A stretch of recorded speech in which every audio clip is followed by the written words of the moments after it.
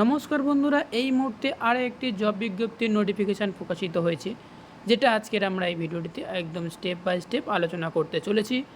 দয়া করে ভিডিওটি এক বিন্দু মিস করবেন না। অ্যাবেক্স হসপিটালের তরফ থেকে, যেটা বেঙ্গালুরুতে রয়েছে, সেই এনআইসিউর পদে তোমাদের এখানে স্টাফ নার্স নিয়োগ চলছে। এখানে টোটাল ভ্যাকেন্সি রাখা হয়েছে 20টি এবং সেই সাথে সাথে 21 থেকে 35 বছর বয়সের সকল স্টুডেন্টরা তোমরা এখানে অ্যাপ্লাই করতে পারছো।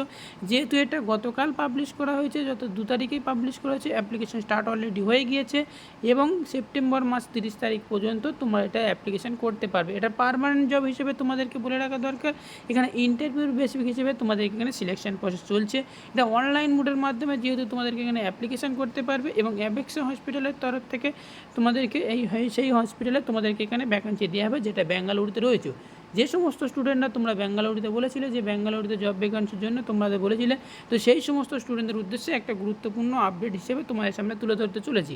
এখানে সিলেকশন প্রসেস রাখা হয়েছে ইন্টারভিউ এবং ডকুমেন্টস ভেরিফিকেশনের মাধ্যমে। যেহেতু এখানে নিয়োগ চলছে, তো অফিসিয়ালি ওয়েবসাইটটি অবশ্যই আমার ভিডিওর ডিসপ্লেতে অবশ্যই তোমরা দেখতে পাচ্ছ, সেই সাথে সাথে আমাদের ভিডিও ডেসক্রিপশন বক্সেও দেওয়া থাকবে।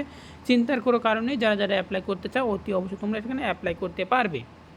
এবার আসছে আমরা এলিজিবিলিটি ক্রাইটেরিয়া কী রাখা হয়েছে। জিএনএম বিএসসি এবং সেই সাথে 2 ইয়ার এক্সপিরিয়েন্স থাকলে এখানে তোমরা অ্যাপ্লাই করতে পারছো। যেহেতু এখানে এনআইসিউর পদে নার্সের নিয়োগ চলছে, সেহেতু তোমাদেরকে বলে রাখা দরকার এখানে 20 পোস্ট রাখা হয়েছে এবং সেহেতু তোমরা এনআইসিউর পদে তোমাদেরকে এখানে স্টাফ নার্স নিয়োগ করা চলছে, সেহেতু তোমাদেরকে এখানে স্যালারি দেওয়া হবে 30,000 টাকা পর্যন্ত। তোমরা এখানে স্টার্ট করা হবে 30,000 টাকা থেকে। তোমরা এখানে অ্যাপ্লাই করতে পারলে তোমরা তাহলে 30,000 টাকা স্যালারি পাবে।